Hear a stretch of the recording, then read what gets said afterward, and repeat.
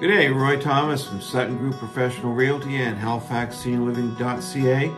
In today's video, we're going to talk about something that's a great companion piece to last week's video about tax-free savings accounts, but that has absolutely nothing to do with real estate. But for a lot of my clients, this is something that's going to be of interest. Today, we're going to talk about Registered Retirement Investment Funds, or RRIFs.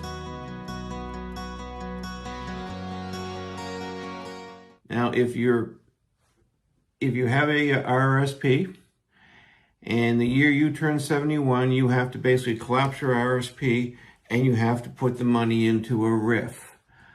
You can also put money from a couple other places like locked-in retirement accounts or locked-in retirement savings plans, but for most people, it's going to be taking the money from their RRSP and putting it into their RRIF. Now, one thing as I always mention, whenever I talk about anything financial, 2 recommendations. Number 1, do some research, educate yourself, and understand what you're investing in. And secondly, do it in consultation with your financial planner. Okay?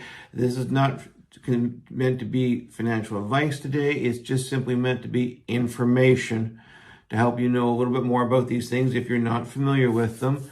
So please, if you're going to do anything, talk to your financial planner. Now, once you create your RRIF when you're 71, you have to do it by the end of the year in which you turn 71. You move the money from your RRSP to your RRIF. They're similar in the sense that the money continues to grow in your RRIF, tax-free or tax-deferred.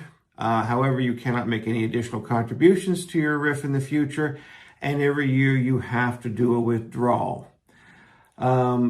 They do have minimum withdrawal amounts. It's prescribed by the government using a formula they've created. So you do have to take a certain amount of money out of the plan each year. There is some flexibility in that you do have to take the minimum amount, but you can actually take more money if you want or need it.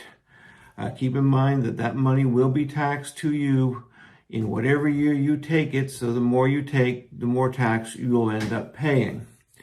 You can receive that money in a lump sum or through periodic payments, such as monthly or quarterly, depending on your RRIF.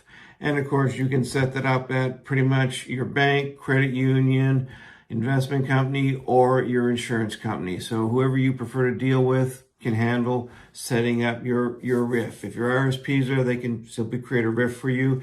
And you can have more than one RRIF if you want.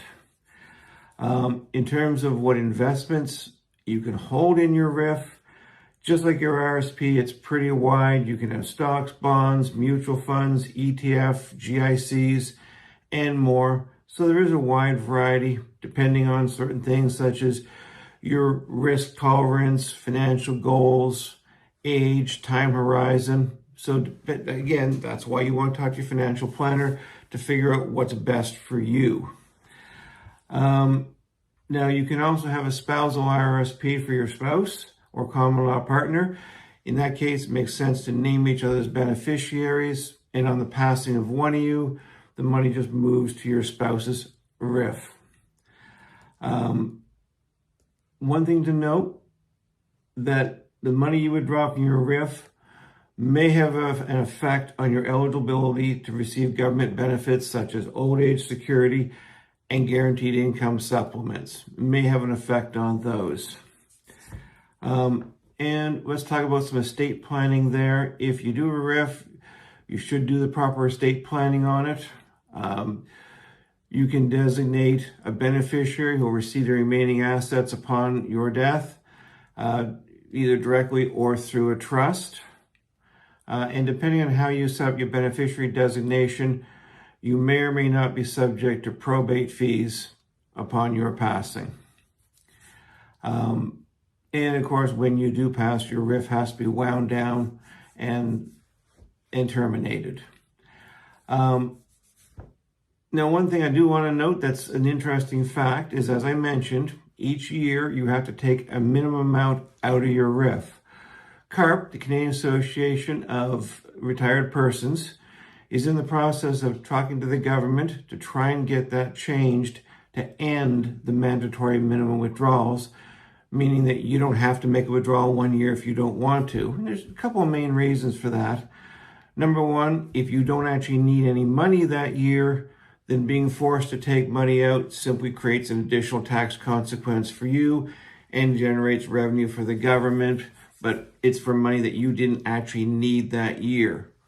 And second off, some people have a legitimate concern about outliving their money. When RRIFs were originally created, the deduction or the withdrawals were set up to collapse the plan by, I believe, age 92. And people are living longer these days. So there is obviously a possibility that some people will have passed 92 and have no more money left in their RRIF. So people are concerned about outliving their money. So CARP is in the process of trying to change it so that you do not have to make any withdrawals anytime unless you want to withdraw the money out. I am going to put a link down below for the CARP article so you can actually read that to find a little bit more about that. Personally, I think what they're doing is a great idea. I think it is better to be able to take the money as you need it, not have to take it out in a prescribed amount. Anyways, don't forget, if you're going to do a RRIF, make sure you get proper financial advice from your financial planner. And if you have any questions, you can reach me at Roy Thomas. My number is 902-497-3031, or you can visit my website at halifaxseniorliving.ca. Thanks very much. Have a great day.